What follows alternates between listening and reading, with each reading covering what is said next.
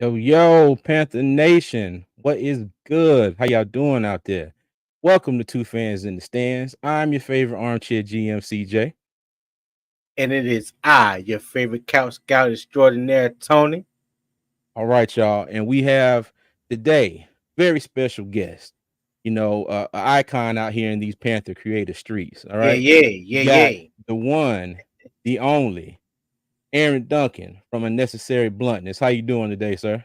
No, what's up, fellas? What's going on with y'all, What's man? going Appreciate Hey, on, man. Dunk? appreciate y'all Hey, having me, man. glad to have you here, man. I feel like we got a bona fide celebrity in the building, man. That's all For right. real. Come over here to For join real. us on our little channel, man. We Yeah, appreciate it. I'm just on the climb, man. I ain't made it nowhere yet. I'm just on the climb. Hey, that's good, Hey, man. That's good. Well, man, we hey, appreciate having you. exactly. So, what's what's your level of excitement at right now? I'm at a 12 out of 10, man. Like Okay, that's all fair. Already. the all the That's Already. noise, fair. all the noise aside that's been going on, man. Like I've been like tunnel vision, like, yo, we haven't seen the Panthers play since January. You know what I'm Yeah. saying? Right. They can put y'all in uniform on Sunday, man. I'm gonna be happy to see y'all rushing the quarterback, man. It's just been so Hey, long without NFL football, I man. got Like, two plays in me, man. so, I got two plays. That's about it. hey, Hey, I got hold two on, hold on, plays. hold on, y'all. Now, mind you, okay, now, Aaron, before we met you, I watched the channel, but when I yeah, met you in person, everybody that hasn't met Aaron in person, I promise you, he could line up and play linebacker for anybody in the NFL. All right, the dude is swole. It don't really look like it's sitting down in Yeah. that chair with the camera that He far yoked, back, but he yoked he up. walked up on me like this, and I was like, damn, okay. hey, I used to be a used to once upon a time, man. The not Hey, linebacker though. I ain't got the heart for the linebacker. I used to run the ball, but I ain't got no more look, juice left in me no more. look, Hey, me. whatever. Shoot, it put you at a tight Yeah. end. Hell, block somebody. Yeah, Yeah, that man. that that Go was ahead, Tony. about that was my forte back in the day too, running the ball. Yeah. But I don't look nothing like how you look right now. You like you on that Yao Ming. Hey, I I've try been to on that stay. yoo-hoo. I'm about to say I try to stay in shape, man. It's tough, man. Fighting that good fight, though. You know what I'm saying? Once you start getting a little bit up there. So Well, I'm I'm doing my glad best. somebody's fighting because I done rolled over and said, just the hell with it. So Yeah, for real. Yeah. I threw I'm my glad card in a somebody long fighting time a good ago. fight. All right, well, let's go ahead and get into it. Aaron, like, again, we're glad to have you on the channel, No and doubt. we just want to chop it up with you. Get your perspective on how things have been going, your thoughts and feelings, and just all things Panther football. But go ahead and kick it off, Tony. Well, first and foremost, me and CJ, we are new to this, and I know Mhm. you probably done been asked this question countless of times, and there's probably a lot of people out there that know, but we just don't know. So I'm gonna go ahead and ask you now. Tell us a little about Aaron and how did unnecessary bluntness come about. So Aaron, I am was born and raised in South Carolina, the upstate. Um, Mhm. Started playing football around 10. So I kind of got an interest there. I wanted to play before, but I was too I was too short to play to play. My parents didn't think I was big enough, so they were scared for me to play. So they put me off about 2 years till I was 10 years old. And then like everybody these days, started playing a lot of Madden. That's how I started learning the game initially and stuff like that. Kind of Mhm. became a Okay. Panthers fan early on. My dad bought me a Sean Gilbert jersey back in the day, and I like the Okay. colors of the jersey. Sean Gilbert. Wow, Yeah, blast yeah, from the Throwback. past. yeah. That's old, but Dang. but but that was a little minute ago. But he bought me the jersey, and I didn't even really get hooked on the Panthers right away because I wasn't really into the NFL big like that. I liked the game. I just didn't know all the intricacies and the details to really get behind it. My dad wasn't really a Panthers fan. He just bought the jersey. I like the colors. Middle school, I was kind of a Chiefs fan. I used to like Priest Holmes and them. And then once I went to college down in Georgia, a lot of people, I had my roommates from Jacksonville, another roommates from Georgia, another roommates from New Orleans. So they were Saints fans, Mhm. Falcons fans, and all that. So you start taking a little bit ownership of where you're from and have a little bit more pride as well. So that's how I really got into the Panthers. Just kind of being big on them. And then I played football. So I was that's how I kind of learned the game. And like I said, me being small, That's why I kind of lifted so much weight, because I was like, there ain't no machine in the weight room to get me taller. So I got to fill out the little frame that I do have, but also the mental side of it is a big thing as well. Cause that's another advantage when you're smaller as well. You got to use what you can. So it allowed me to kind of start picking up on the game a little bit more and learning some of the nuances of it. And then once I couldn't play anymore, once I finally lost the urge to want to play anymore, I was like, okay, I still like the game. What do I want to do with it? And then I started a podcast 2017, just talking sports in general with a good friend of mine from back home. And then podcasts weren't that big back then. Like, there was still audio, but the only big podcast out, maybe Joe Rogan was out, but I had never heard of it. But I don't know if you're familiar with Serial, the little audio book series of this woman. She goes it's like a murder mystery type of thing. That was a big thing with podcasts, but nobody really knew what podcasts were back then. They weren't YouTube to support it. Wasn't any kind of videos, audio. Posted stuff on SoundCloud, but wasn't really getting all the traction. First video, people are just posting it to your family and stuff on Facebook or whatever. People just kind of curious and nosy about what you're doing. So the first episode had over 100 listens. I'm like, all right, this may be decent. Let's keep it going. Second one was 75, 50, something like that. I was like, all right, the newness wore off, but this is still a good amount. 75 is more than I expected. And this third one had about 30 or 50. I was like, all right, I started to taper off, and then boom, probably about episode 7 or 8, stuff kind of flattened out. And then me and my co-host had kind of a little heart to heart. He was just like, man, my heart's not in it for where we're at. And I kind of had a long-term vision of it anyway. So I kind of thought then, I was like, okay, let me pivot. The podcast is still kind of new, but there's YouTubers have been around for a minute. There's proven strategies because of the algorithm, certain things you can do. It's there's not really a proven way to grow a podcast back then. There is now. But back then there wasn't really anything like that. But there were strategies for YouTube. So I was like, let me just take a shot at YouTube, man. Put my face on video. Started with my iPhone in my room. Started making videos 2018 when I started my channel. And I was covering the whole division initially. And then it just got too much because I don't really like them other teams like that. But I was just interested because of they the competition anyway. And I pivoted to just straight Panthers. And I pivoted probably when I had probably around 3,000 subs, which is probably about 2 or 3, probably about a year and a half, 2 years in. And then I went strictly Panthers, and it's just been downhill from there, man. And just trying to build momentum. And we met at training camp. I just been going to training camp past couple years, and once that ball gets rolling with these algorithms and stuff on these platforms, momentum is everything, man. So you keeping that stuff going and just meeting people, talking to people. Like I said, I don't really know personally any Panthers fans outside of people I've met via starting my YouTube channel, which kind of leaked on the Twitter and stuff. So that's kind of how I met most of the Panthers fans I know, because even being from South Carolina, I don't know too many of them. So that's kind of where I'm at now, man. So the growth has been fun and great, and it's been a good journey. It's been a long journey, but it's been a good one. Okay. All right. So that kind of answered my next question of how you became a Panthers fan. So yeah, I like how you segue into that second question where I be asking the questions. That was cool. I like that one. Nah, you good, man. You good. So okay, like you said, we had opportunity to meet you while we was down in Spartanburg and everything for camp, and we were there the first week, just like you were. But so what were your assessment of Bryce Young leading from? I guess you would say starting from that first week, leading up to the third preseason game. Like what's the growth that you have seen or haven't seen from Bryce in that time frame? What do you think? Do you think he's ready to be QB1 come Sunday? I think he's ready. And to be honest, I never really had any doubts about Bryce after that first day at camp, even if it was in shirts and t-shirts or whatever. I mean, shorts and t-shirts. Right. It was amazing. It was one of the most amazing things I witnessed in person, just throwing the football, the accuracy. It may just be because I've been at the past camps seeing Darnold and Baker Mayfield the past few years. So getting that sour taste out your mouth. Yeah. So the bar might have been low anyway, but right. Seeing what he was doing out there, man.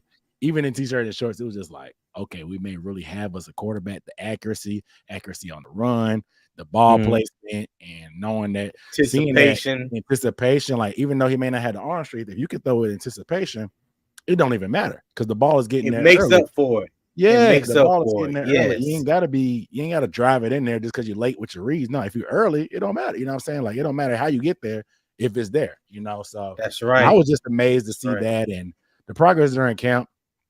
I had my concerns mainly because of the offensive line. I even had some contemplation. I'm like, okay, Dalton's having a good enough camp that like we may need to bench this guy until our offensive line gets his stuff together. But seeing the preseason games, I like seeing the poise.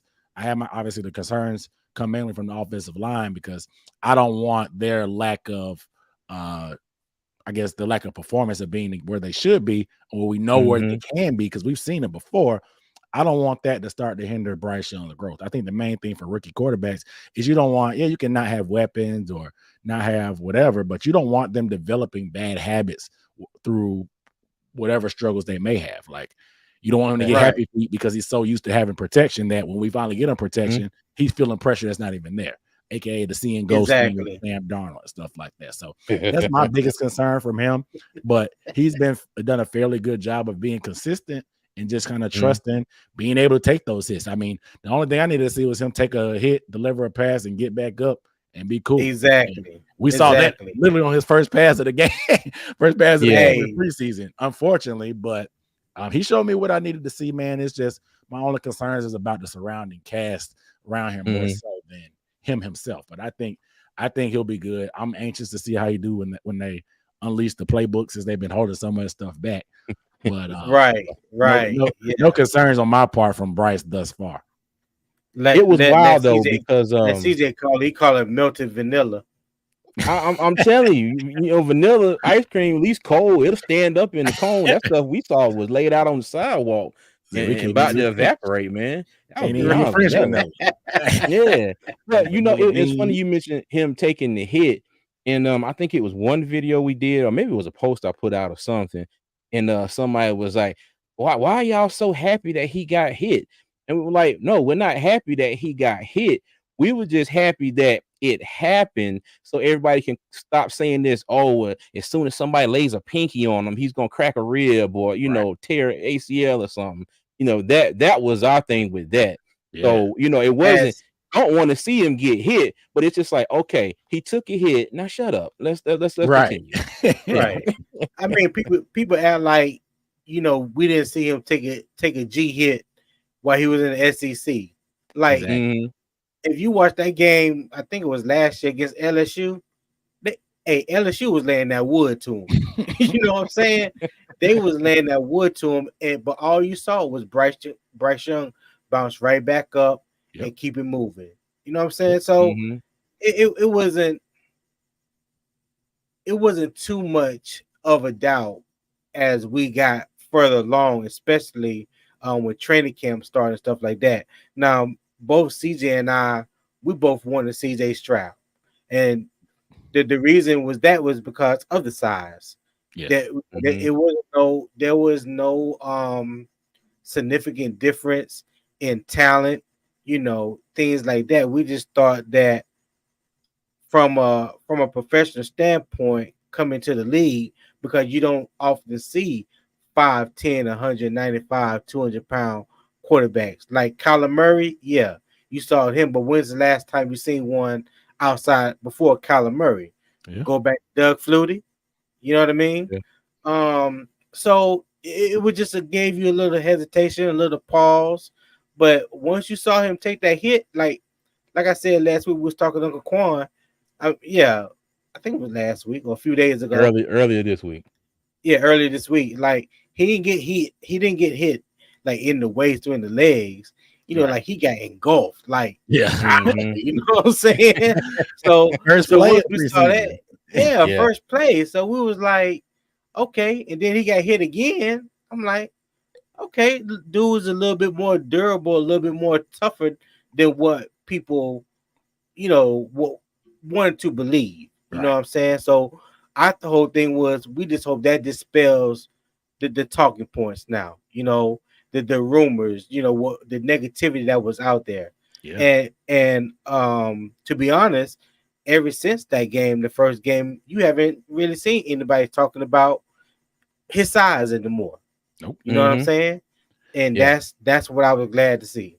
It'll be That's what I was backhand glad to jokes see. every so often from the outsiders, just because talking Yeah. about his Yeah. height was the easiest thing. I'm like, all right, man, Yeah. y'all just Mhm. being like this. He has no problem seeing the field. That we got that out the way. The Yeah. tip passes at the line of scrimmage. I think Joe Person said it the other day. He threw 145 passes of live team action in preseason and only had three tips.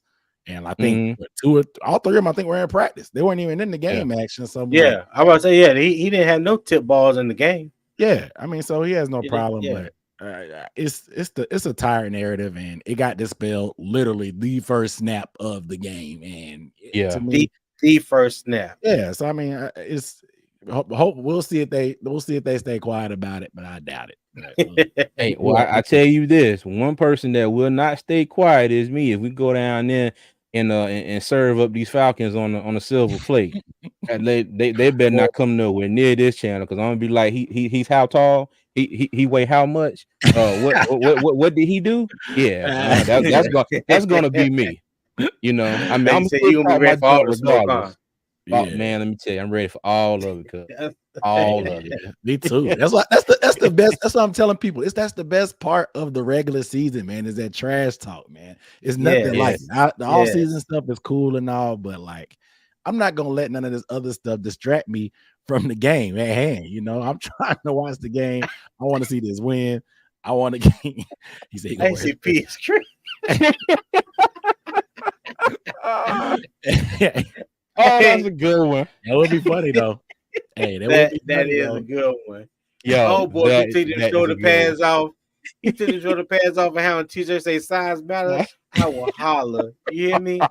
He need to No, run. if he get My up to the God. podium, if he go Yeah. to the To the podium with it podium. on, oh my I'm God, done. boy. I'm done. I'm done. At that point, it don't even matter who we play next week. I'm talking shit to Atlanta fans all week long. Hey, he walk up there, grab the mic, drop it, and walk the hell off. I'm done. I ain't saying nothing to y'all. Nothing else to say. Oh All my right, God. well, listen. What stood out to you the most, or who stood out to you the most in the preseason?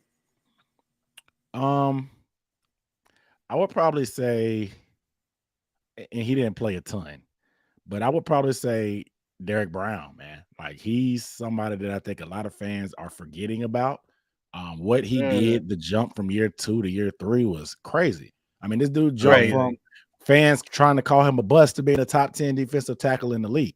And there's some heavy hitters in this league on the inside of the line. So for him to be mentioned in those type of names says a lot. And I still think there's a lot of juice left in him because he didn't even put up the big sack numbers. And I think the sack numbers is really what's holding him back to being in the upper echelon. But I'm really a little bit of snaps I saw with him against the Jets, just in the run game, just the refusal to be blocked, the physicality, really learning and knowing what he can do as far as body wise, because he was a bully in college. You can't bully everybody in the NFL like that. So he put a little bit more finesse, a little bit more technique, and they put him in the right system. They didn't just make him.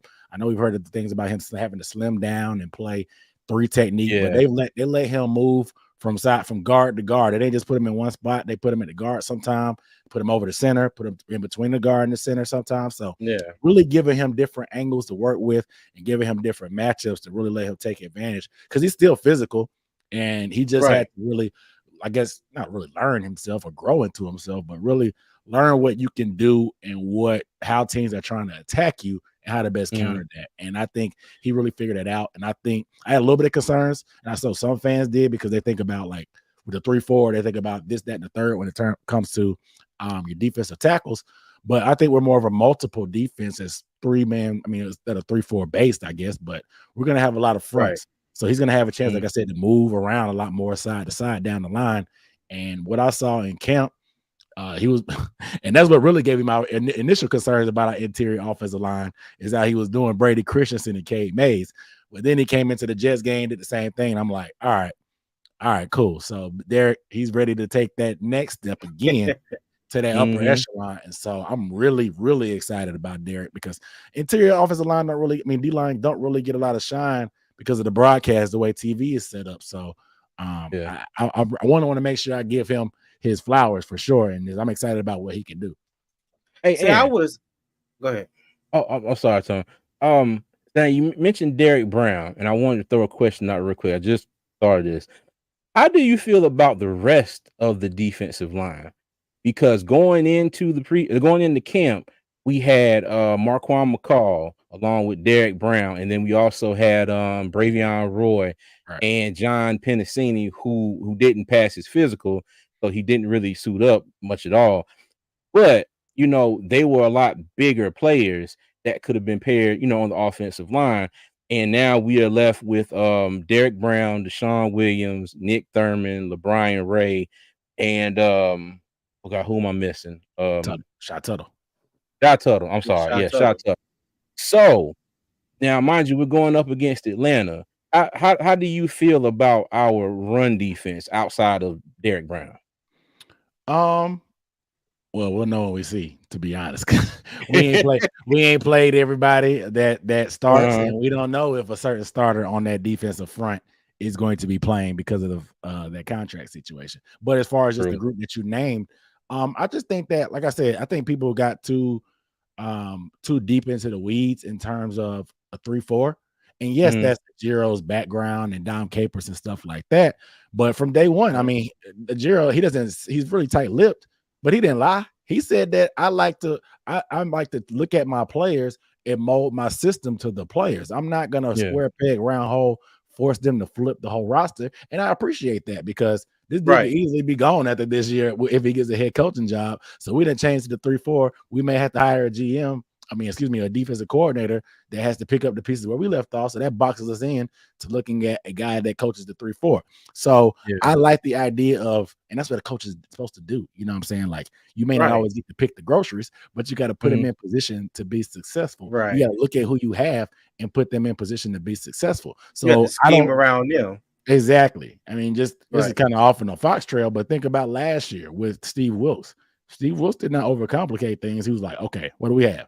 Suspect quarterback play, an offensive line that can block, and we got a big boy at running back. We're going to run the ball. No matter what, we're going to run the ball and protect our defense because our defense is decent. But if they're getting put in bad positions or our offense is not controlling the ball, scoring points, we're not going to be able to be successful. He analyzed what we had in the middle of the year, completely flipped our identity, and put the players in position to be successful. Whether it was sustainable or not to get us to the playoffs, that's neither here nor there. He looked at what we had and coach to that. That's what you're supposed to do. So hearing a Jiro talk like that is cool with me. I was never really boxed in on that 3-4 thing because I knew that it was going to be multiple fronts like that. So I think a lot of people are kind of taken back with McCall being gone because they think 3-4, you need a big guy in the middle, like with Vince Wilfork. But that's kind of the old NFL. New NFL is a lot different, man. You have a lot, you need a lot more versatility because offenses are attacking you different ways. You have a lot of different weapons and versatile weapons at tight end. The running backs can do a lot more these days. The quarterbacks can do a lot more these days. And no huddle sometimes. So you can't always substitute. So you need guys that can do more than one thing. And so I'm not mad at them getting rid of those guys. I mean, Bravion Roy, I was never a big guy on him anyway. I was surprised about a McCall move, but just based off the chatter that we heard, there was a lot more to it than we knew. I have a couple hunches, but I don't know anything concrete, and it doesn't really matter at this point. But they just wanted to go in a different direction. I think anybody that comes from a prior regime, you're going to be on the bubble at some point, and we saw that at cut day too. So I just think that he's good about coaching the players that they have, keeping things simple, and putting them in position to succeed. And that's all we've heard from them. He has not told a lie. Everything he said, he stuck by. You know what I'm saying? People don't want to listen to it all the time, but everything he said, he stuck by. So I can't not the moves he made. And obviously, I don't know how we're going to do in the run, but he's been big about setting the edge and stopping the run. He's literally been saying that for forever. So you got to earn the right to rush the passer. Yep. And he always talked about the starts to stopping the run. And I mean, it is. You got to take away something. You might as well take away the run. To me, not being able to stop the run is probably worse than not being able to stop the pass, because just thinking about a grown man moving you out the way because you know that dude behind you is trying to run, like, hey, man, you in the way. My homeboy behind me trying to get to where you at, so let me move you out the way. And you know they're going to do it, especially when you can't stop it. And so that's got to be demoralizing to me versus pass, getting beat in the pass. That's just my opinion. But you got to take away something. Go ahead. No, I try, when we first signed Shy Tuttle, they signed Shy Tuttle with the with the reality of him being the nose tackle. Mhm. Now, in this defense, in all, off season training camp. I mean, I'm sorry, OTAs, training camp, stuff like that. They try different players at different positions to see, what the right fit is, what they do best or whatnot, what have you. But when I went back and watched tape of Shy Tuttle from last year when he was in New Orleans, he played a lot of the nose. Mhm. And, they have him listed, or then they had him listed at like 300, but he's more like 320. Mm. No, he's not 335, 340 pounds. He's not like, Marquand McCall, anything like that. But I try to tell people the 3-4 defense isn't what it used to be. It's more of a hybrid. Right. You have a lot of these defense coordinators going more of a hybrid. What Ejero is going to run is going to be different than what Don Capers ran in his days. You know what I'm Mhm. saying? That true 3-4. So you can just take that base 3-4 and you can build a hybrid out of that. I.e., all you have to do is look no further than the 49ers. Nobody on that defensive front for the 49ers weighed more than 305, 310 pounds. Mhm. You know what I mean? Yeah. But they run that hybrid 3-4, 4-2-5 defense, what you'll see them in a lot of. And a lot of that comes from what Alabama does. If you want to go back and look at the college, Alabama has been running a hybrid 3-4, 4-2-5 defense for years. Yep. And that's what they're doing. They're trying to put their most physical, the most fast, the fastest, most versatile players on the line of scrimmage. It ain't all about just clogging up the middle and possibly trying to control two gaps. Only person I know of right now in the NFL that does something like that is Craig Hayward. Not Craig Hayward, but his Uh, son in Pittsburgh. Jason. Mm. Is it Jason No, not or Jason. Chris? Chris, Chris Hayward. Is it Yeah, Chris? in Pittsburgh, the D Yeah, tackle. Yeah. it's yeah. Hayward. We know He his last name Hayward. Yeah, had last name. But even still, even though he's a big boy, he can move. He's versatile. You know what I mean? Mm. And I was never down on Derrick Brown. I felt like Derrick Brown needed to be in position like he was in his last year at Auburn. Derrick Brown didn't play nose tackle at Auburn. He played that three technique.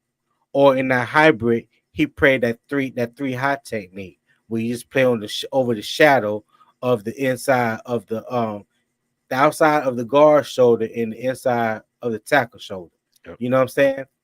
And when you put him in a position of being in a lot of one-on-one matchups like that, that's when he wreaks havoc. Mm-hmm. Trying to put him in a zero technique or the one technique, teams are going to come at him with double teams Yep. from the left or from the right. When he was put in a position to where he can get one-on-one like he was a lot of times last year, he wreaked havoc. Like he was out there tossing grown men around like these men didn't have no, no family at home, no kids, like they weren't He getting did it to paid Atlanta. or That's the nothing. thing. It was Atlanta too. He was doing Yeah, that too. like he was just out there. Just you said he don't really be bullying people. Shit, hey, every time I saw him, like, he was doing this thing. And I remember Steve Smith made a comment last year. He was like, it's like a dump truck. You don't never see no dump truck going from side to side. The dump truck go forward or backwards. Yep. And 9 times out of 10 is going forward. I Yeah. was like, that's what Derrick Brown does. He when he comes, he has one move that I love to death. And I was telling CJ about it. When he's stacking shed blockers, Mm-hmm. oh my God, it is a beautiful thing. Like, I've never seen someone fire off the line and hit an offensive lineman and move him a yard backwards each and every time. He do that, peek in the backfield, and he's shedding you to the left or to the right. Yo, he was doing that all last year. And I just can't wait to see what he would do, what he will do playing full time at a defensive tackle position to where he can have those one-on-one matchups more often. Because I know they always talked about his sack totals. He can stop the run, get to the quarterback, but he ain't really getting that much sacks. But I think he's going to get a few sacks this year. I got him between about 4 or 5 sacks this year at least. I You know saw what I I'm just want him to saying? be disruptive. That's what I'm hoping. Yeah, I saw some on PFF saying that like he has one of the highest pressure rates for D tackles, but like because I think they do sack rate, but they do a pressure rate. Mhm. He would get so many Yeah. pressures, but just wouldn't get sacked. So he's getting there. He just ain't getting Yeah. home. And so it just takes a matter of him. If you have 2 guys on the edge that don't allow the quarterback to escape, that's when that interior rush goes. Exactly. Thank Mhm. you. The interior rush Exactly. is gonna flush him out of the pocket, or he's gonna be able to, you know what I'm saying? Or if the DNs are there, he's not gonna be able to go anywhere but step up. And that interior rush is everything, man. So Oh, yeah. I'm excited Yeah. for him, man. He's one of my favorite players on the defense. I'm I'm definitely really looking for him to excited. having a big year, man. Definitely. I'm excited. definitely looking forward to him having a big year. So, what's your overall assessment of the team? So, give me the offense and then give us the defense.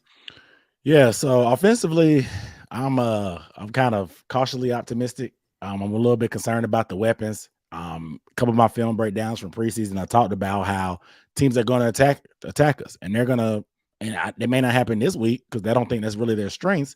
But most teams are going to play man coverage and force us Mm-hmm. to try to beat them man on man. We don't really have a lot of dynamic wide receivers that not yet. But somebody could put Yeah. fear in you, but we don't really have Mhm. those type of guys. And so they're gonna know we're gonna try to run the ball. They're gonna try to crowd that box. The Jets did a little bit of that. That's not really their style either. They're more of a cover 3 base under Salah, but and the Lions aren't as well.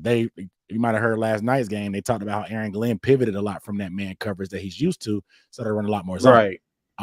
But they still ran it against us in preseason, and that was the third strings, and there was some struggles there as well. So the Saints, Dennis Allen, they're all about man coverage, and they're gonna get after you, and it's gonna be 100 miles per hour. So there's going to be certain teams that test us that way. I'm very concerned about that, but we still have not peeled the onion back on our running game. I counted charting film in preseason. I only saw 3 types of running plays. And the third type, we only ran it once. I saw one trap from the gun where we pulled Brady Christensen Right. against the Giants. Yep. Everything else was zone and duo. And He didn't see no Y zone. Nope, nothing Didn't at see all. no Y zone. And I think maybe I could count like 2 plays that I saw from the triangle read. And that was in the second half when Thomas Brown was calling plays. Yeah, and there's still a lot more window dressing and stuff that if you're familiar, if you watch the Rams and stuff, they do a good job of making every play look the same, but they do 4 or 5 things off of it. They may run that jet motion and then just hand it off with the zone one way. They may come back and run that jet motion, fake that handoff, and that jet motion is going to be a guy in the flats on the opposite side of the field. They're going to do that. Then they're going to snap it and give it to the guy on the jet motion. And then they're going to run that jet motion again, play action, boot, throw a throwback screen to the other side. It's the window dressing and stuff that makes the defense pause and hesitate just for a split second. And that's all you need to get guys out of position and get that step. The NFL people say it all the time, it's a game of inches, but it literally is. Everybody out there is fast. Everybody's a good athlete. You got to create that one moment of hesitation. You want to make guys not be football players, make them a robot for a second where they have to think. A lot of football players, they do all this film study during the week and they go play off instinct. And that's how you want them to play. You want them to play free. But if you make them think, you make them hesitate one or two split seconds, that could be all you need. And Miles Sanders is going to have something to prove, man. Like I talked about him when we signed him, that he had one of the most favorable positions for a running back last year. The offensive line led the league in yards before contact, but he was after contact, he was one of the best in the league as well. So he did his part as well. Exactly. But, he faced one of the lighter, one of the running backs with some of the most lighter boxes in the NFL because they spread the field so much with their talent. But then you also have a running quarterback with you that helps you out in the run game as well, because that's a threat too that the defense has to respect. Bryce Young ain't doing all that. So it's going to be on Miles to be the man. They're going to rotate like they are, because he's never been a feature back where he just takes 20, 30 carries a game. He's always rotated. I'm fine with that. So I expect a good dose of Blackshear and Chuba Hubbard. But I expect Bryce Young to try to take as much off of that as possible and build off of play action. And I expect a lot of Thielen, a lot of Hurst for sure. But I'm curious to see what we get from the other guys. Mingo, I think, can be a factor. It may take him a little bit to get going as a rookie, but I still am. He's going to be thrust into action. So he's gonna have to be. It's gonna be baptism by fire. You know what I'm saying? So he's either gonna rise up or he's gonna drown. So sink or swim really at that point. And offensive line, man, I'm a little bit disappointed, and I think it might have just been me setting the bar so high for them. But Me too. I tell myself it's a week-to-week league, and I tell myself it's a year-to-year thing. Like nothing really carries over. Yes, the Lions had momentum last year and they looked decent. Yes, last night or whatever, beating Kansas City. Right. But most of that stuff doesn't carry over from the prior year. You know what I'm saying? You gotta put that work back in again, especially missing Austin Corbett. So I was just expecting them to plug and play whoever at guard and be ready to go. It was a little bit concerning. Just Icky, of course, but he didn't look as bad, but it just looked like some of the mistakes he was making was rookie year Icky. So I'm like, did he reset the clock? But I think they'll gel eventually. Like I said, we reinvented ourselves 3-4 times last year. I mean, the first 5 games we played Matt Rule and McAdoo, and Rule got fired. That one game against the Rams, we tried throwing a million screens with PJ Walker. Didn't work. Then we came out again and started finally running the ball. Just turning around and handing it off every time. And we saw probably 3 or 4 different versions of this team last year. And so it may take a couple weeks till we figure out our identity offensively, especially with a rookie quarterback and unfortunately with these injuries as well. But I think that it may not be a finished product in week 1 just based off what we saw in preseason. But I think I'm just want to see some progress on a week-to-week basis and see. I want to see how creative these guys can get. We got a lot of offensive minds on this staff, so I want to see them get creative. I try to tell people, man, that when you make the kind of changes that we made to the team as a whole, when you talk about new head coach, new offensive coordinator, new defensive coordinator, they bringing in a new scheme offensively and defensively. Like nothing, that stuff is not going to just gel overnight. It's going to take a good year, maybe 2, to your quarterback, whoever it is, whether it's Bryce Young or if it was Andy Dalton, to play to a point to where you could run that offense without thinking. You know what I mean? Like it takes time. It takes time. And so yes, we have some. We basically have the same offensive line that we had last year, minus Austin Corbett, but they got a new blocking scheme. You know, last year we was more downhill. You know what I'm saying? It was like smash mouth football. Well, now with this wide zone, it's more of athletic, out in space. You pretty much like it's like you creating a wall. That's what the blocking scheme kind of reminds me of. Like you just walling off the defender, and it's up to the running back to hit the right hole. You know what I mean?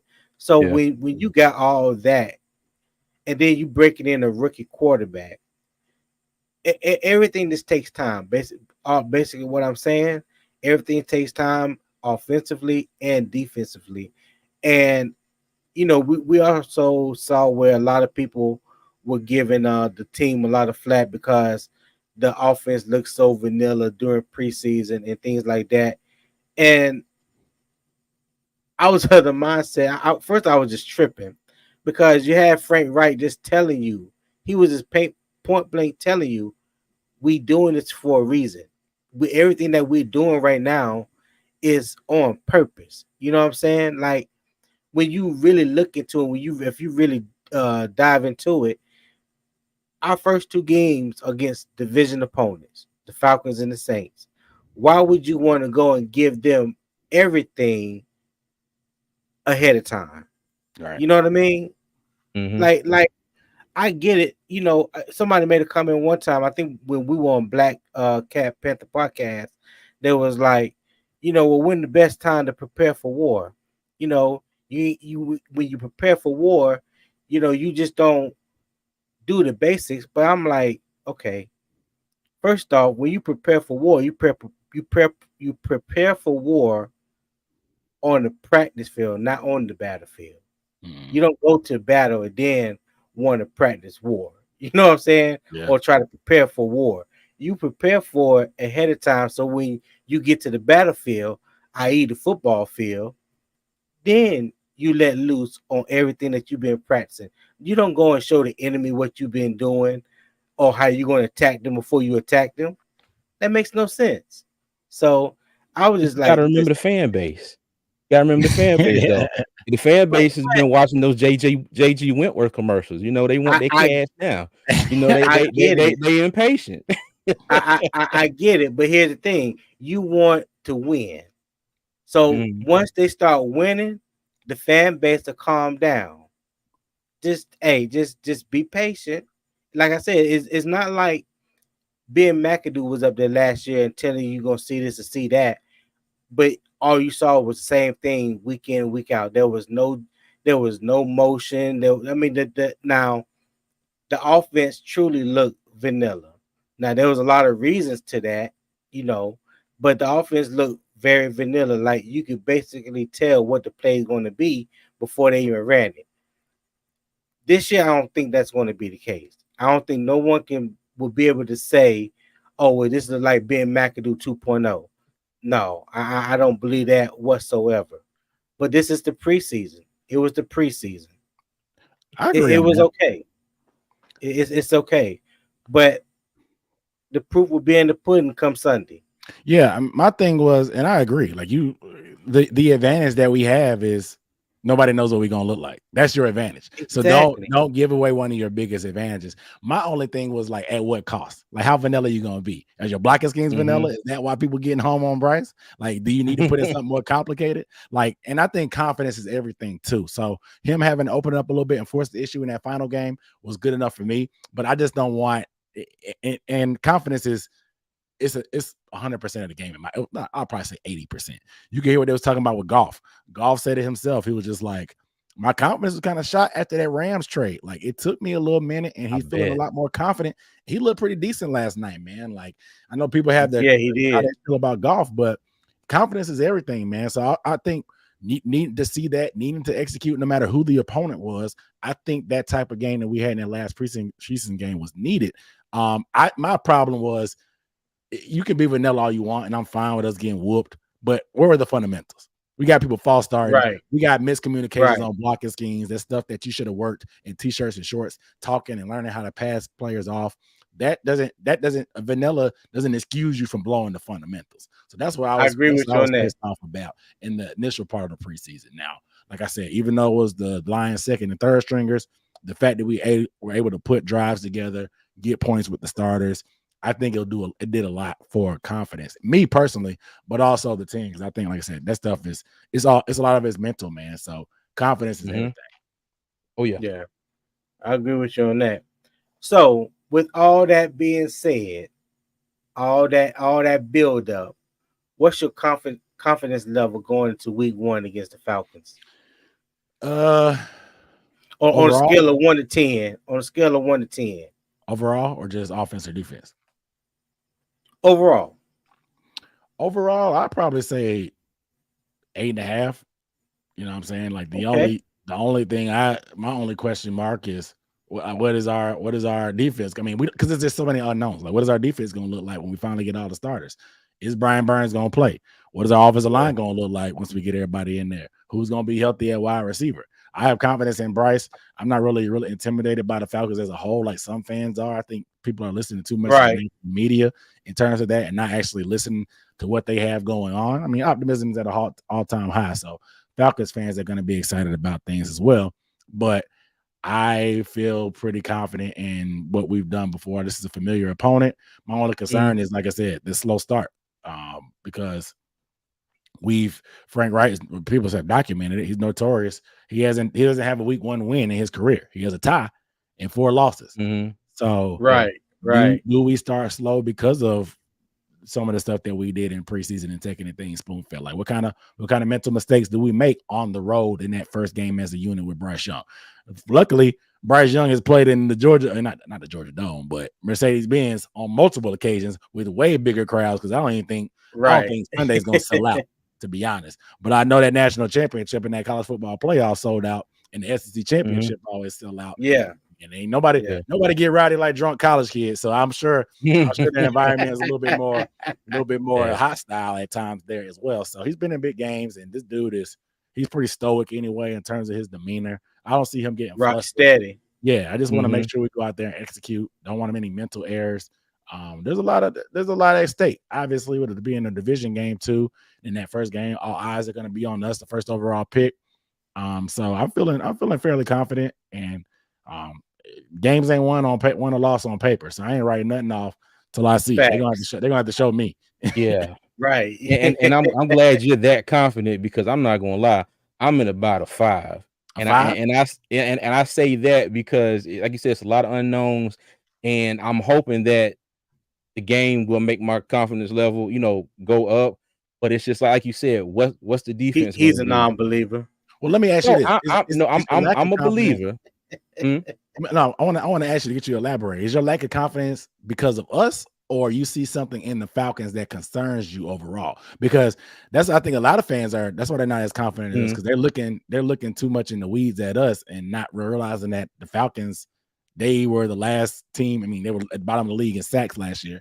They made some Yeah. moves as well, but they still have they have a lot to prove as well. Desmond Ridder, they have questions on the edge and pass rush. How's their O-line gonna hold up against Derek Brown? They talk like B. John Robinson, like Walter Payton or something. Yeah, that's what I'm like. You gotta prove it. So that's what I'm like. I know a lot of people have their concerns about us, but I just want to ask you, like, is it about because what you've seen from us, or is it something that you think the Falcons are going to do that kind of worries you, I guess? No, it's not the Falcons. Okay. It's us. Yeah. Okay. Because I'm big on seeing it. Okay. And like we said in the preseason, the plays were vanilla. But even if the play is vanilla, to me, it still doesn't excuse some of the lack of execution. Okay. And that was with our starters out there versus some backups from all three of the teams. So, like I said, I'm kind of 50-50 right now. Once we Yeah. get out there and once we put something on the field, I'm hoping it'll go up. And I'm leaning towards it going up. But it's just I gotta see it first. Like I Yeah. don't I like to try and speak stuff into existence, but at the same time, we're on here talking. I want to try and be as level-headed as I can. Yeah. But I gotta see it first. And I do believe we're gonna see it. But holla at me Sunday. And,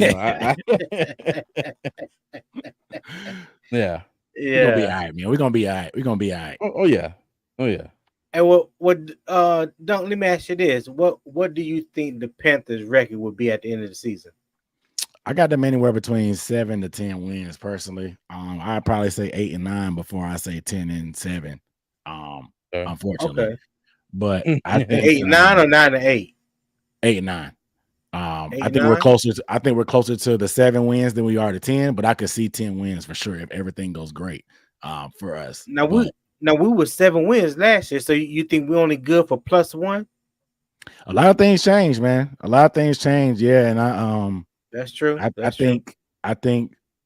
just think some of the way things are going to be. It may take us, like I said, it may take us some time to figure things out as far as our identity. And we may win games on the way doing that. We may lose some games on the way to finding our identity.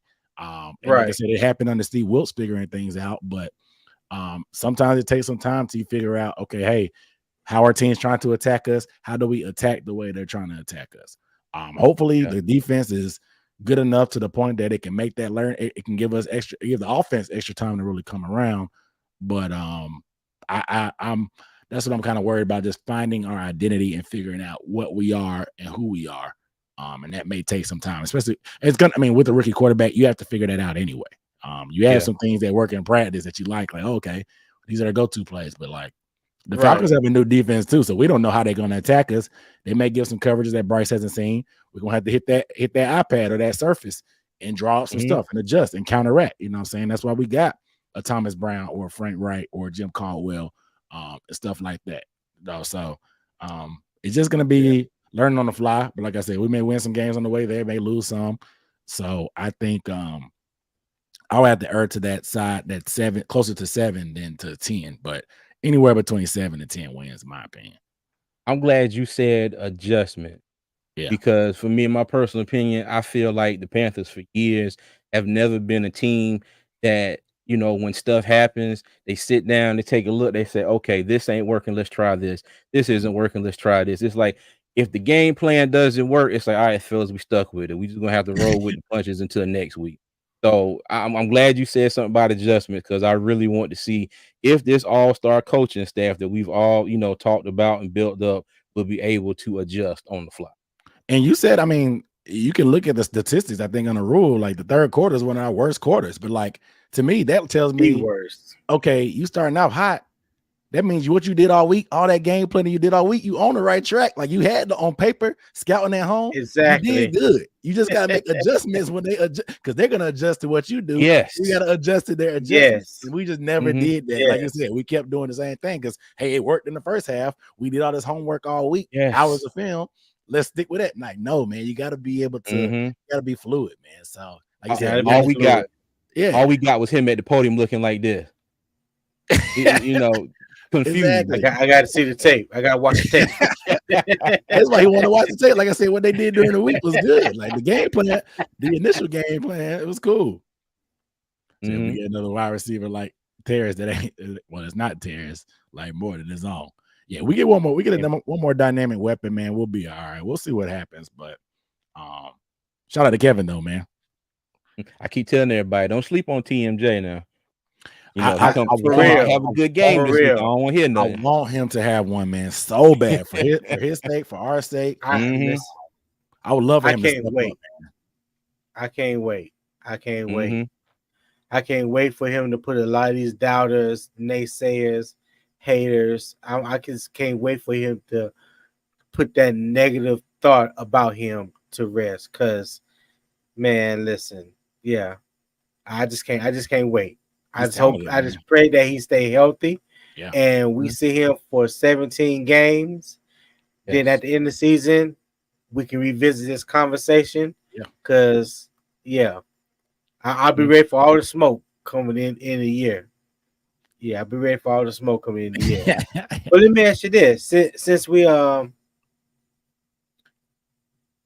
guess we did kind of mention it. What do you think of the Brian Burns contract situation? Now, before you answer that, let me just give you my thought real quick. Okay. As the week has gone on, I'm thinking it's turning more into like possibly a cat and mouse situation. I think it's maybe, Frank Wright just playing mind games with Atlanta. That just me thinking crazy, right? But on a serious note, I never thought that he was going to get Nick Bosa type money. Definitely not more. I would say as long as he made more than what Harold Landry got from Tennessee, because I think he was the last defensive end that got a big contract extension before Nick Bosa signed this one. I was like, okay, Harold Landry got like 24, if I'm not mistaken, like 23, 24. I didn't know what he got. So I knew Crosby. I knew Crosby got 23.5, but I didn't know Landry. Crosby. Yeah, that's right. Max Crosby got 23.5. But I was saying that maybe Burns would be somewhere in that 24 to 28 range. You know what I'm saying? With 28 being the ceiling. If you just want to put him somewhere close to what Aaron Donald was making. I was thinking that Nick Bosa was going to make something around that. I didn't think they was going to give him $34 million. But what do you think about this whole Brian Burns contract situation? And I'll say this. I have not spoken on it. Like, even on my channel, I haven't spoken on it. I dropped some nuggets on Twitter just in frustration. But y'all finna get my first. About to say, y'all finna get my exclusive thoughts on it because I just really didn't feel like getting into it. I put it on Twitter Monday, I guess. I was like, man, y'all holler at me. I'll be concerned about the situation Sunday when he's not suited up. You know what I'm saying? Because I just think like exactly, and it's different. And y'all, you say armchair GM and then whatever, but like I think that like fans really underestimate the intricacies that goes into general management and just like all the negotiation part of it. Like coaching is different. Everybody has played football or they know somebody that's played football or they're a former coach. So like okay, how decision making works, how clock management works. You have experience there. The general public, most of the general public has not been in the front office or been exposed to somebody that's worked in the front office or knows Right. contract law or knows cap management. You know what I'm saying? So everybody wants to be an expert on certain things, talking about whatever. Now, obviously, you could play that market game, like you said with Bosa. Like everybody knows, whoever's next up, if you were one of the greats, you're going to get a deal. I think Bosa is one of the all-time greats, and he was Defensive Player of the Year, so he has a little bit more leverage. It's not going to work exactly like quarterback, because quarterback, if you're one of the top quarterbacks, you're the next one up, you're getting your bag. You just going whoever is what, you just wait your turn, you're going to get your bag. We saw that yesterday. Exactly. Burrow got what, 275. 275. When he claimed a couple months ago he wasn't going to break the bank. Regardless, I just think there's a lot about this type of situations that the public doesn't know, because think about it as a whole. Like, what legit, this has been a tame holdout for like all intents and purposes. It doesn't happen often to us Panthers fans, so it's a little bit different. But I think it's been tame overall, because like Chris Jones is literally in the press box, not in the press box. He was in a box last night watching the team play. He ain't been waving, dapping him he up. ain't been around the team all season, but he showed up for the game. That's crazy. And they kept showing them. They kept, and the defense didn't play that bad last night. It was the offense. No, they didn't. They didn't. He's a game changer to the point that he could probably make a play in the game that could help make up for some of the mistakes that the offense did. That's the type of guy he is. He literally changes games. And that we're not in that position. Brian Burns has been here all offseason. He's practiced. He showed up to training camp on time. He's been a stand-up, been a leader, model citizen, doesn't get in trouble off the field, has been a huge leader for us. Clearly the best player on the team at this point. This could have been way more nasty than it is right now. There hasn't really been anything out there. We heard Brian say that he wanted to be paid amongst the best earlier this year. Who doesn't? He's one of the better players. Right. That's not breaking news.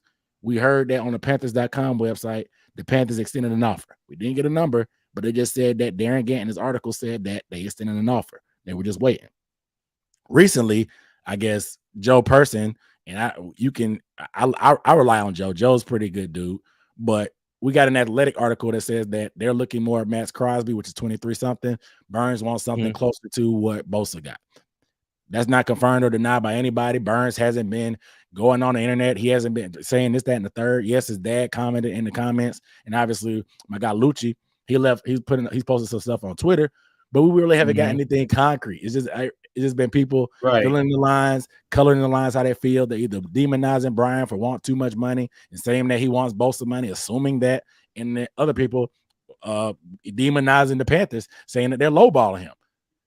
We don't know what Brian Burns wants exactly. We don't know what the team offer him. So it's hard for me to just lose sleep over the fact that of like, who do we blame here and there, or whatever. We don't know. I like to make educated takes and stuff like that. So I can't go at anybody. I'm always pro players. I want them to get the bag. I mean, we literally saw a guy almost die on the field last year in DeMar Hamlin. So I'm never going to be concerned about a guy getting his money. And clearly the salary cap doesn't matter to certain teams like the 49ers. So all this about he's gonna strangle down our salary cap and our core for whenever. I'm like I said, there's a lot of stuff about being in the front office that the public doesn't know. So I try not to talk on a lot of stuff like that. And I just think that he's done enough money. I mean, he's done enough to earn some money. How much? I don't know.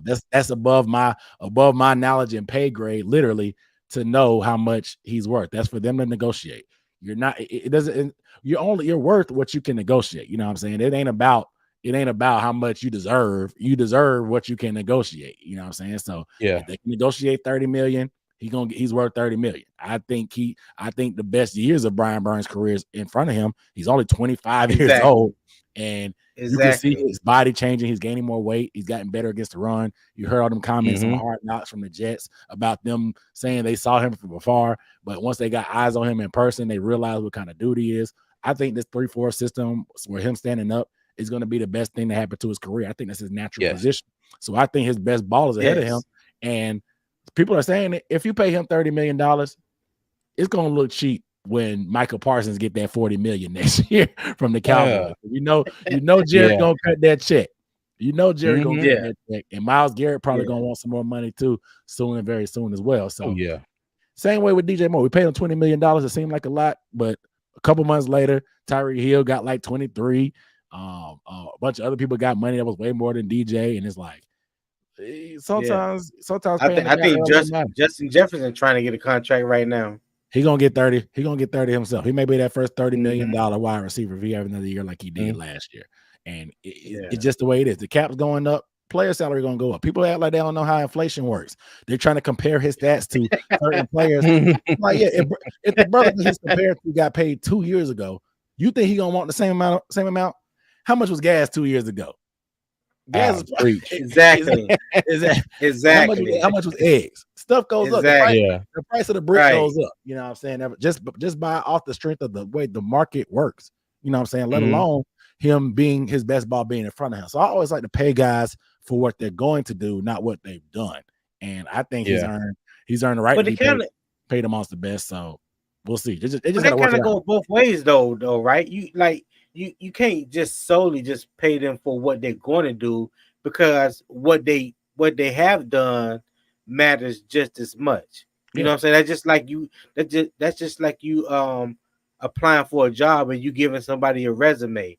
They're not looking at what you could do for them potentially. They're going to look at your resume and see what you have done, and does that match the qualifications, to get that job or whatnot. So I think it goes both ways. It comes into I think effect it goes more both ways. so No, I was gonna say it comes more into effect when you talk about age. Because when the guy's old, you don't want to pay him. If he's all-time great, you don't want to pay him all-time great money when he only got a couple more years left. And ain't a lot of juice left to squeeze out of him. So that's kind of where like Right. Marty Herney used to get in trouble. He was so loyal to certain guys. Oh my God. He would pay guys based on what they CJ boy. Yeah, so I mean, that's the thing. I guess that's what I was kind of getting at. But yeah, I mean, he's earned it, obviously. Like you said, you want to base it off of his prior performance, but you want to say, okay, hey, he wants more money than he might have probably proven that he's worth. But do you think at some point he'll earn that money? And that's what I think. Right. No. He Right. can Right. and will. Mhm. And like I said, it'll be cheap, probably next year and cheaper at least. Next year, like I said, when that Michael Parsons deal comes through. So I think that's the thing. And just I guess final thoughts on it is like, I just to put a bow on what I was saying is just he's a nice guy, and unfortunately I hope they're not playing in his face to the point like you said, it's a cat and mouse that maybe they're doing that. I hope they're not calling his bluff and be like, all right, you loyal to Carolina, you told us that. We'll see if you play Sunday. You've been at practice. Why not play? And then he plays under that deal, and then they just pull us. And then there's a little bit more animosity. But I think people are. He's not going to be traded. I don't think. But like, no, you're not going to get traded. Once he gets his money, all this stuff is going to be water under the bridge. The family not going to be complaining because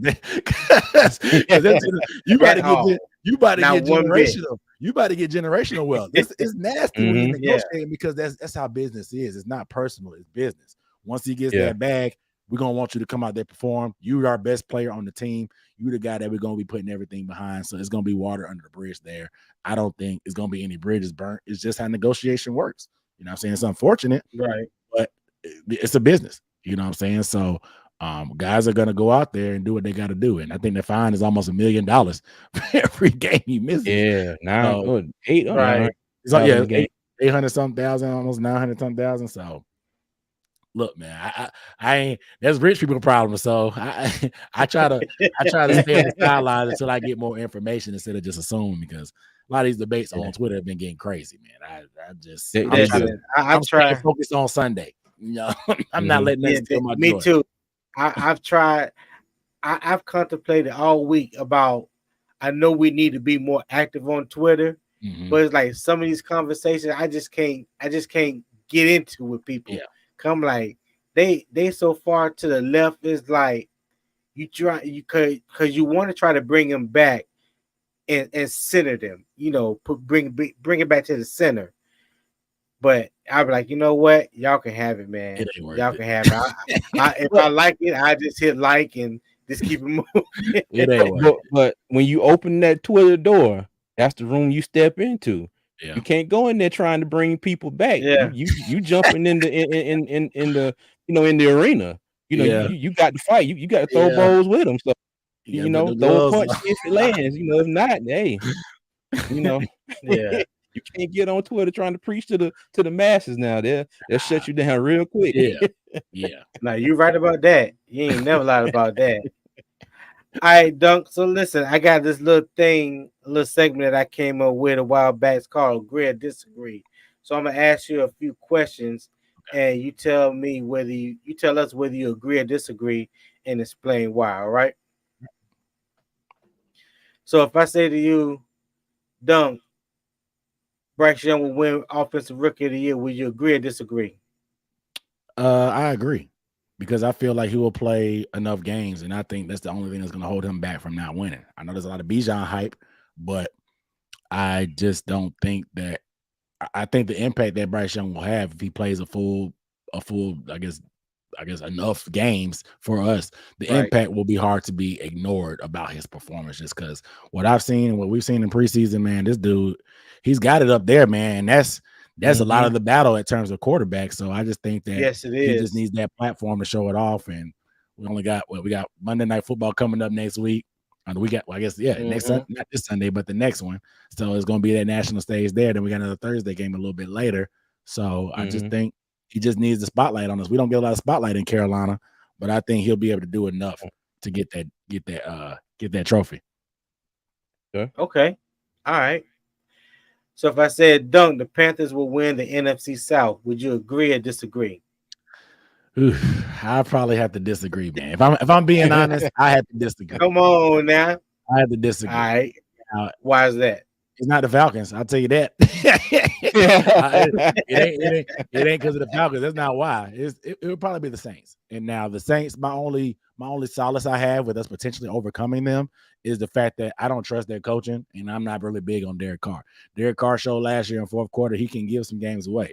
And they easily, in my opinion, have the worst coach in the division. They had the worst coach in the division last year, even when we had Matt Rule. I do not like Dennis Allen as a coach. I'm not big on him at all. I think there's a game or two that they'll give away, and if it's close enough down the stretch when we play them, it may end up going in our favor, and that division could end up being ours. But I just assume they're going to choke away at least 2 to 3 close games, and that's why I would think there's a chance something will swing, because it's a week-to-week league. But I think we're going to need some help from some outside forces to be able to get that NFC South title. I agree with you. Listen, the only reason why I don't feel like Bryce Young is the best quarterback in the division right now is because he hasn't played a game in the NFL. Yeah. So, by default, I have to give it to Derek Carr. But I do not think Derek Carr is a better quarterback than Bryce Young. Yeah. I think Derek Carr always on Derek Carr. Yeah. And he actually, people want to say that he got a defense now and stuff like that. He never had a great defense. All right, we're going to see. We are going to see. Yeah. Exactly. We'll see. All right, Dunk. So if I say Derek Brown make his first Pro Bowl, would you agree or disagree? Ooh, I'll say I agree. Okay. I agree there, because I think he's going to take that next step. We're going to have to hit them. We're going to have to hit them polls to help him out, probably, depending on how we do. But no doubt. A lot of good interior linemen. We'll see what happens there. But the Eagles, that has probably one of the best interiors and stuff like that. A lot of those good teams, they may be playing around with the playoffs. So it may be some guys that have to excuse themselves or somebody that turns it down. But I think he finally gets enough votes to at least be an alternate, and he may end up slipping his way in there and getting in there. So I got Derek Brown taking that step. Like I said, we talked about it earlier.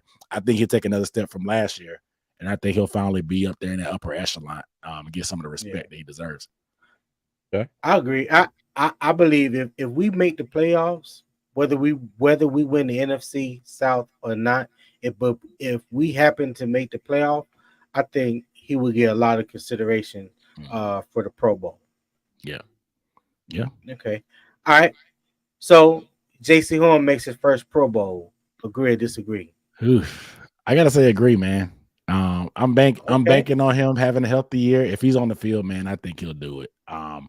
Now, I guess a lot of this stuff that we're talking about is going to be predicated on team success.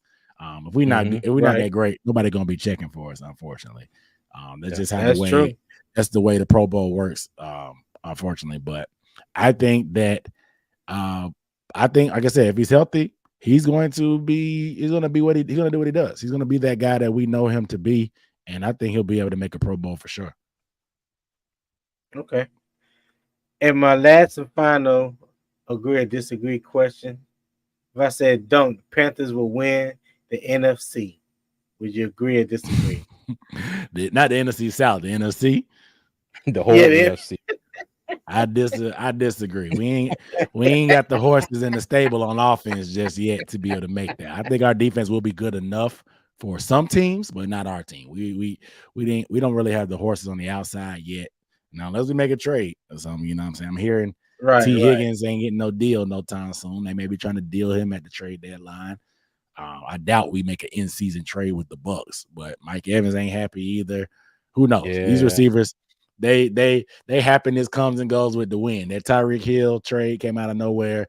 Stephon Diggs, they've had some success. He wants out apparently too. Like you just never know how these guys are gonna act. So unless something dramatic happens, I don't think we have the horses on offense to make that stuff happen. Okay. All right. So at my last little segment, before we get out of here, or we take some questions from the chat, my little rapid fire question you add, because I know you like to gamble a little bit, so do I. So we're gonna look at it as the over under. Okay. All right. So if I say Bryce Young would throw for at least 3,500 yards and 25 TDs, you taking it over or under? So 3,500 yards. Let's say he plays 15 games. Let's say he rolls an ankle. Knock on wood, but he plays 15 games. Don't psychoanalyze the damn question now. 233 yards per game seems very doable. That's how you got to look when you bet. That's how you got to break it down. Look, that's how you got to. Oh my god! You got to do the math. You got to do the math. 233 per game. Okay. I got him going under 3,500 yards. Unfortunately, 25 touchdowns. I'd probably say under that as well. I put him over 20, but I'm just not sure. I'm thinking we're gonna be leaning on the run game a lot, more in the red zone. So I think a lot of opportunities will be going to Miles Sanders. So I'll just go under on both. Okay. So the next one should be a good one then. Miles Sanders rushes for 1,200 yards. Over under. 1,200. I'll have to go under. I think it's gonna be a rotation. I think he'll get 1,000. Because 1,000, if you break it down per game, is only 62.7, something like that per game. There you go. I think he get over 1,000 yards, but 1,200. You are killing me right now. Look, he's right. You got to put stuff in perspective, man. You got to put it in perspective. My wife is watching this right now. She is happy with I did not want all about I did not want to hear all this. I just want to know over under. That's all I want to know. When I'm not making videos, I'm an accountant by trade. That's like being an accountant is what paid the bills. Okay. So 1,200 yards divided by 17 question. is 70 yards anyway. So look, I go under 1,200, but I give him over 1,000. You say touchdowns too? No. I just said rush yards. Yeah. Brian Burns has 13.5 sacks. Over under. If you don't play Sunday, if you don't play Sunday, I can't do the math on that one if you don't play. Yeah, but we should ask that question a couple months ago. Right. 13.5. I'm gonna say a push just because I think he'll hit that mark. He'll hit that mark again. You said over on and my wife is watching. The math is math. Hey, she's proud of you, Don. Hey, I got the approval, right? So you got the approval. It makes sense breaking it down like that. As I say, there's a lot more digestible to put in perspective. She is about them numbers, believe that. Yes, sir. She is about them numbers. That's for sure. I think it'll be a push, man. I think it'll be a push. I got him hitting right at 13.5 again. I would love for him to hit 15, 16. I would love for them to come in bunches, especially with Houston being on the other side. I think it'll be more opportunities, but I got him hitting around that 13 ballpark again this year. Okay. All right. Well, he finished last year with 12 and a half. 12 Yeah. I think it was like 12 and a 12 and a half. half. So Yeah, I yeah, I think he think finished 12 and a half last year. I got him going just over that Okay. then. Yeah, right in 13. Okay. All All right. right. Cool. Well, that's it for the rapid fire questions, man. So what we'll do now, we'll just take some chat questions Okay. from the chat. We're not gonna open the link or anything like that, but CJ scroll back and find some questions in there real quick.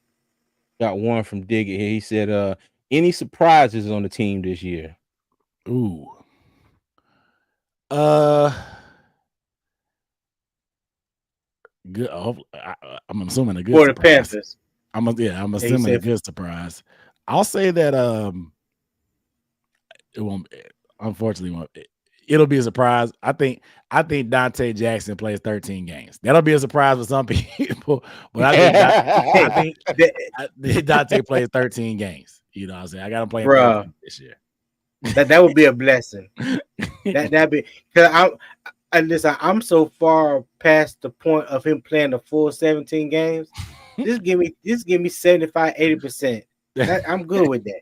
So if he played 13 games, I'm good with that, bro.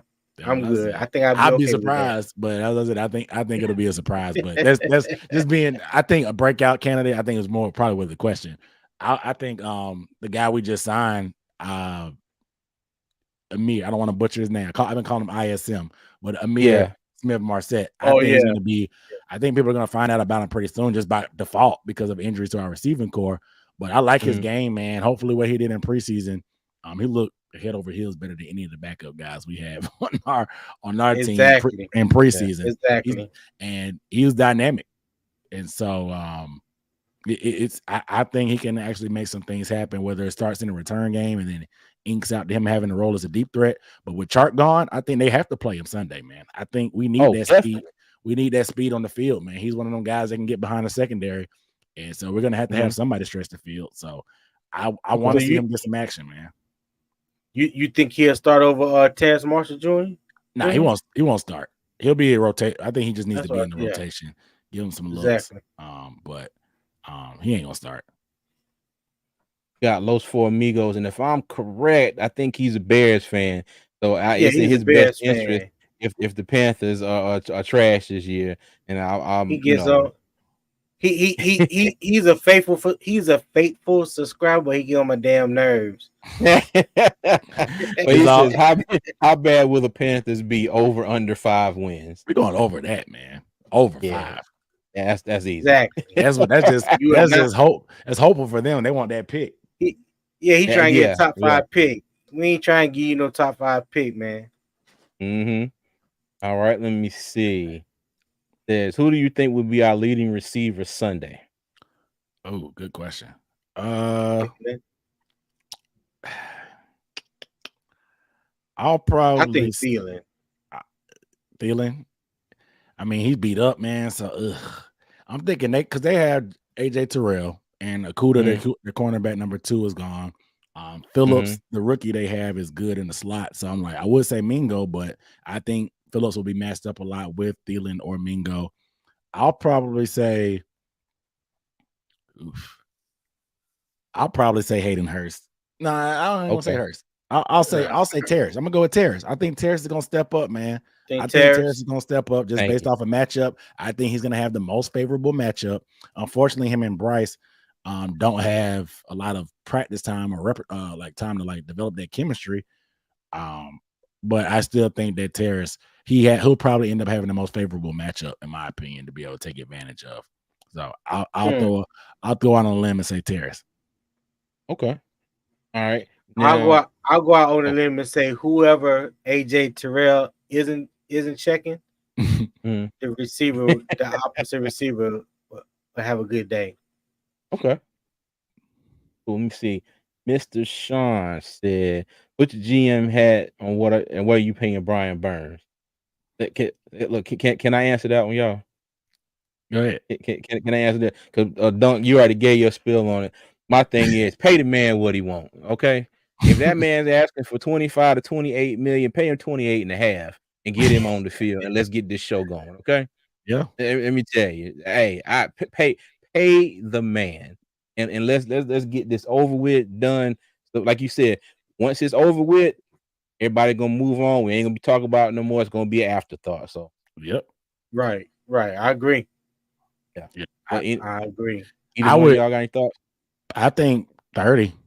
Honestly, I would not be Okay. mad at 30. You know what I'm saying? Yeah. No, I wouldn't be mad at 30. I wouldn't be mad at 30. I would expect it. Like I said, I still think 30 will be a discount within a year or two for sure. And we got the rookie quarterback on the rookie deal. Front load that thing real quick this year while we got some cap space, and then give us some room in the future for Louvu and Derek and Jeremy Chin if that comes up and stuff like that, and maybe even JC when it's time. You know what I'm saying? So front load that thing this year while we just chilling. You know what I'm saying? Get it done. If you want 30, give him 30. He's the best player on the team. You know what I'm saying? like give him what he wants to get on the field, man. The fact that he's even probably still gonna play, I think he's gonna play Sunday. The fact that he's even doing that, even though these negotiations haven't been going where it needs to be, it just shows his character, and he wants to play ball, and he wants to be on the field with his bros. So this is the type of guys you want to build your team. Available. Yeah, these are the type of guys you want on your team. I don't think he's missed more than 2 games in his career so far. Yeah, that first year, his rookie year, I think he missed some games because Ryan was playing games, had him at gunner. But besides that, no. And they sat him. I mean, for injuries. Yeah, he hasn't missed him for injuries. Yeah, and I think they sat him down the last game of the year last year because we ain't had nothing on the line. So he's missed games, but you know what I'm saying, people so mad at people so mad. Gonna be like Chris, 2 agents in the stands, not too bad. My God. That's what I said, man. It could be nasty. Brian Burns could be watching it from the I don't know what they call it, the Falcons nest or whatever, the box tomorrow. On Sunday, watching YGM trying to get to the quarterback, laughing. You know what I'm saying? Oh my God! But he not. Hey, don't start CJ on that. Don't start. Let me tell you. That would be all the Panthers would need to see is a game without him and Yatir Gross Matos getting his ass knocked around the whole game to be like, you know what? Let's not drag this out any longer. Go ahead, get a man what he want. Go ahead and give him the pen. Go ahead and sign. Give him what he want. I seen enough. You signed Brian Burns at halftime. Yes. He's like, go drive by half. Did you bring his pads? Did you bring his cleats? Go get it and get him out there. Oh my God. Okay, hold on. Another question we got here. Is Chuba a good flex running back for fantasy football? No. No. Well, I'll say this. It depends on how many men are in your league. If you're in a 14-team league, that's the best you can do, I guess. Yeah. Because he's going to be in the rotation. He could steal some yards. He averaged 5 yards per carry last year. So if you're in a deep league like that where you're playing 14, 16 people, if you got 12 or less, don't even think about it. Yeah, 12 or less. That's not even a question. If you got 10 or less. So let me give y'all Dunk's original answer. No. Right. I'm about to say unless you because I'm in a 14-team league with my job and it get bad sometimes. Some of the people you got to try to count on, it gets bad. This is week 1. So like I said, Chuba gonna get some opportunities. But unless you just down bad and desperate, I wouldn't chase that. Every league I'm in, there's 12 teams, and I couldn't imagine a 14-team league. I'm just like, it's thin now. It wasn't fun. That draft took forever. We had our draft yesterday. Wednesday. It took forever. Luckily, I was on the clock when we did it, so they allowed us to. Yeah, it was cool with that. But I was like, this 2 hours out of my day. I'm like, man. It took y'all 2 hours. It took us like right at an hour. Let me tell you, we went through that draft in lightning speed. Boy, I put in the comments, it's the fastest draft I ever had. I mean, the picture was like back. It was quick. The hour, everybody knew what they came to do. Everybody did their homework. My job, I don't know. I'm sure everybody now are all in on fantasy football, so they didn't know what they was doing. So it was just like the real Steve-O said thanks. Now if Miles gets hurt, go for it. But other than that, nah. Well, we're not gonna put that in the ether because I got Miles as my running back. So I got him. I'm knock on wood like Dunk did. Okay, All right. Let me see. The deer said, "Do you know when the Panthers will fly to Atlanta today or tomorrow? I guess we'll know by tomorrow if Burns was on the plane or not." They probably leave tomorrow. They leave tomorrow. Yeah, Yeah. leave tomorrow. So Okay. yeah, we'll Yeah. find out. And to be honest, it's only a 4-hour drive. So if he had to, Right. if something I'm happened telling you. at the last second, he can make. I mean, I'm granted he's not gonna drive. They'll probably take a quick PJ. We got a pretty rich owner, so ain't nothing to burn. Ain't nothing to burn a little bit of gas, jet fuel to get down to Atlanta. And You know what I'm saying? I'd have the Trust personal me. plane on the tarmac, ready On to standby. go. Deck. Yes. On standby. Yes, sir. With the engine cooking. With the engine cooking. I'd be like, Brian, just get on the plane. Get on the plane. Yeah. We're gonna have something done before the end of the second quarter. All right. Man, could you imagine if that really happened? You know, and next thing you know, the joke comes out at start the second half, and then like breaking news, Brian Burns has signed this deal. And let me tell you, boy, we probably have a damn fit, man. Let me tell you, we blow all the servers on Twitter. Right. I'm sorry, or X, whatever you Uncharted, X. Uncharted territory. I'm like, it ain't that far. You know what I'm saying, so shoot. Like you said, did you bring your pay? That's the question. Yeah, telling you. 4-hour drive, shoot. What would that be, like a 20-minute flight? It's up and down, man. That ain't nothing. Yeah. You go up, so you go up. It's exactly about a 30-35-minute flight to Atlanta. He get good and comfortable drinking a Gatorade. He be back on the ground, ready to get off the plane. Give him some electrolytes in the system. Yep. For real. By the time they kick in, he be ready to go. Only thing that might slow him down would be Atlanta traffic. Yes, sir. Well, shoot. CJ, we got any more questions, man, in the chat? Not yet. Anybody got anything else they want to ask? Don't before we get up out of here. Go ahead and put it in the chat. But I do want to say that for that though, Dunk, we really appreciate you coming on. It's a pleasure to share the stage with you. If anybody's ever met you before like we did, I know they know the same thing. You a cool dude. You know, we really appreciate all the we've been picking Aaron's brain a lot lately. You know, we've been asking, hey Aaron, what about this? Or hey Aaron, how have you tried this, or what have you done with this in the past? And he's been nothing but helpful. And for us over here, we really appreciate you. Okay. You told me at camp, man, you thought I was a jerk based off my videos. You didn't know how it's gonna be when you was gonna be. Well, CJ said that. He said he didn't know how I was gonna act. He thought I might be a jerk when he came over to me started talking. I was like, hey, I don't man. think I used the word jerk, but I was just cautiously optimistic about how you act. Hey, you had me reevaluating everything I do. I mean, I'm by myself, so I don't really know how stuff hit in real time. You had me reevaluate my whole content strategy. I'm like, man, man. Like that. I'm sorry, man. My apologies. Oh my God. Oh my God. I ain't know he said that to you, Dunk. I don't think I used those exact words. So I'm just gonna say not to my recollection. He's right like, now. You're real cool, man. I thought you was gonna be a jerk when I seen you online, man. You really surprised me. Oh my God. Wow. Okay. I'm just all right, man. Yeah, see how we do. It was something along the lines, though. He might not have said jerk, but that's what he said. He was like, man, I didn't think you was gonna be this cool in person, man. I thought you was gonna be something else. Yeah, I ain't going to deny that. I ain't going to deny that. That one was kind of personal, Dunk. He remembered that. I was reevaluating everything. I'm like, dang, do I really? Like I said, I'm by myself. I don't really know how stuff hit. So I'm like, man, I really be coming off like that. I'm like, dang. Hey, hey, look, I was pleasantly surprised. That's all, man. Hey, hold on. We do got one question. Junior wants to know score predictions. Anybody got any score predictions? I'm gonna say 20-17 Panthers. I think. Okay. I'm just talking because he in my doghouse. Eddie Panera gonna hit a game winner to redeem himself. It's gonna be a storybook ending for the ages. That would be dope. That would be dope. That's CJ boy. He owes us one, man. Good friend.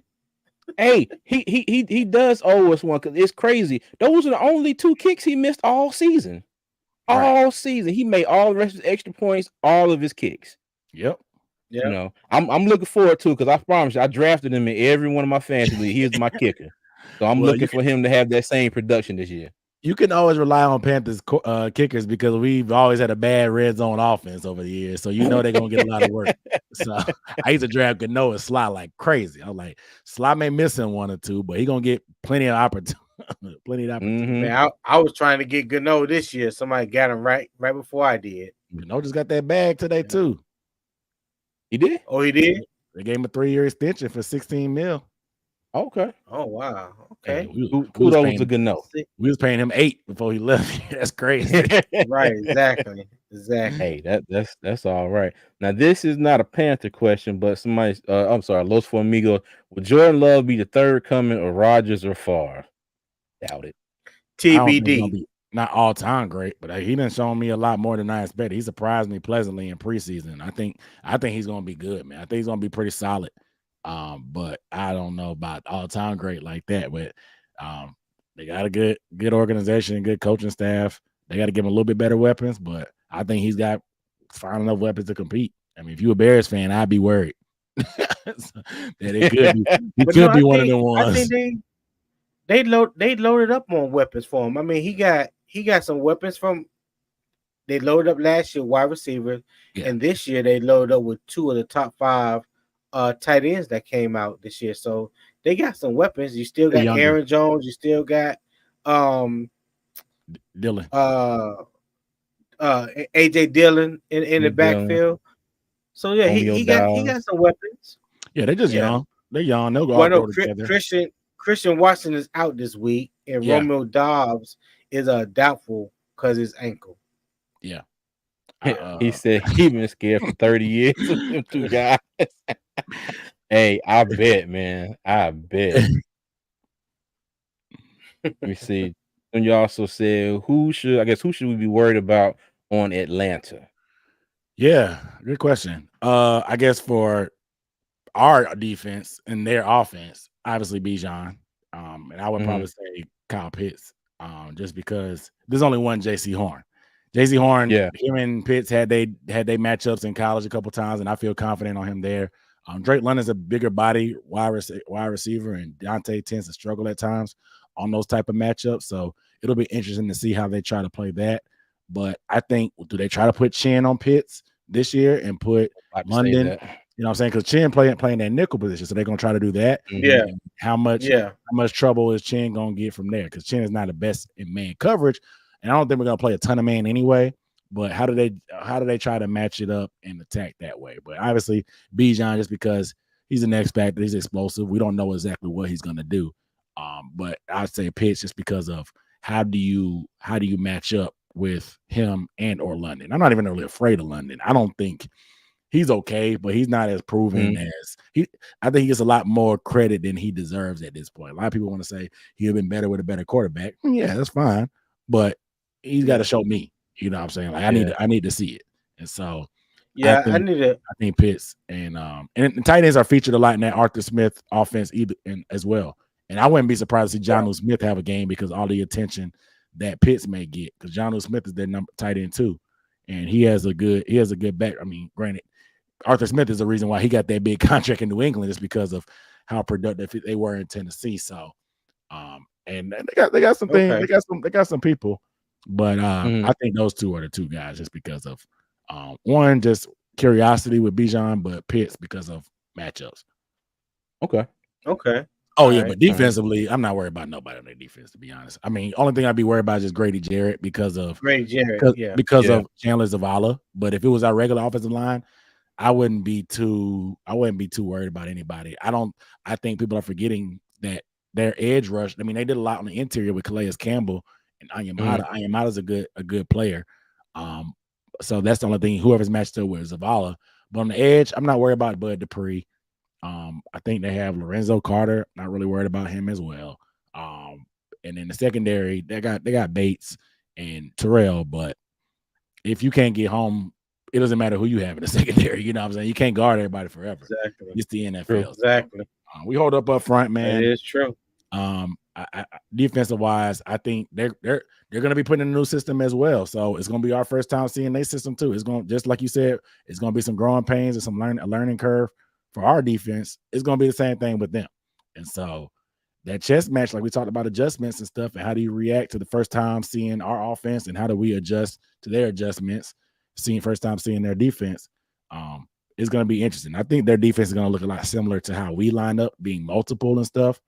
So I think having that practice with those guys probably will do them some good, just seeing those type of 5-man fronts that they may come out in, depending on what kind of packages we come out with. But I'm not really too worried about their defense. Like I said, their defense is gonna have to show me that they've improved. I know they spent all that bread in the secondary. They're gonna have to show me.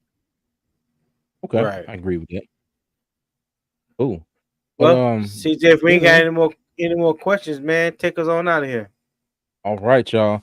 So those of y'all still with us, if you haven't already, please go to Aaron's channel, Unnecessary Bluntness, okay, at Dunk on Demand. Please subscribe to his channel. A lot of great content over there. Again, Aaron, we thank you for coming. I'm sorry I may have thought you were a jerk. I formally apologize on the internets here. You know, I didn't mean that in the way it sounds to everybody, but you know, I can definitely see me probably saying that. So I apologize, sir. Hey, I had to give you a hard time. This man in 41 years. I had to give you a hard time on the live, man. I had to. Hey, it's all good, man. It's all good. I'm glad you put him on the spot, because I did not know that happened. Look, it must not know. Oh, that might have been that might have been a day. It might have been a different day. I'm about to say you wasn't over there when we were talking, but yeah, we were. That's what he said, man. He said something like that. It was funny. It was funny though, man. That's why. That's why I like going out to training. God. You get to meet people that you don't really get to meet just because you interact online, but you don't always get to put faces to the people in the right. I love same for us. I love being out there, man. Boots on the ground and stuff, and it's we definitely going to be back out there again next year. Oh yeah, oh yeah. It's a must, man. I say for content creators, man, being at training camp is almost mandatory, man. It's like it's the Super Bowl for content creators because you get so much insight and you can provide that to people that can't make it. You know what I'm saying? Yeah, so, that is true. And the team ain't and you get to meet a lot of great people. Yeah, because the team ain't putting out that type of stuff. So it's up to us, people that are independent and stuff like that, man. So it was good meeting y'all there, man. Y'all keep doing what y'all doing, man. We need to keep pushing this Carolina Panthers agenda forward. We gotta. The mainstream media not gonna respect us, so we gotta be the ones that push the site forward and give the players the attention they deserve. The Derek Browns, the Brian Burns, the Frankie Louvu's, the guy that deserve that. So the more people covering it, the better. Shout out to Black Cat as well. They do a good job as well. Like, man, people ask me, is it too late to get into YouTube? I'm like, no, man. Like, it ain't going nowhere. Look at us. The NFL, NFL just booked the deal with YouTube. You think YouTube going anywhere now for NFL? No. Like, come on, man. It's only going to be more and more opportunity out there for everybody, man. So like, it's a growing space. The internet it's a powerful engine, man. Get in, man. If anybody's hesitant or thinking about it, man, if you're really serious, get in and do it. So I'm just glad. Holla at your boys, 2Fans. We'll be happy to have you on the show. The more people that get in, the better, man. It's a good community, man, and you learn how many Panthers fans are around the world and how the internet connects all of us. So, like I said, I wouldn't know as many Panthers fans as I do now if it wasn't for me starting the YouTube channel. So, I'm grateful for all the people I've met and connections that I made doing this. So it's fun. Any last words you got before we get out of here? Don't be scared of the Falcons, man. We got this. Yes, sir. Yes, sir. No doubt. Go ahead, CJ. But everybody, like I said, make sure you go to Aaron's channel, subscribe. If you haven't subscribed to our channel, please subscribe. We're still on our road to 1,000 subscribers.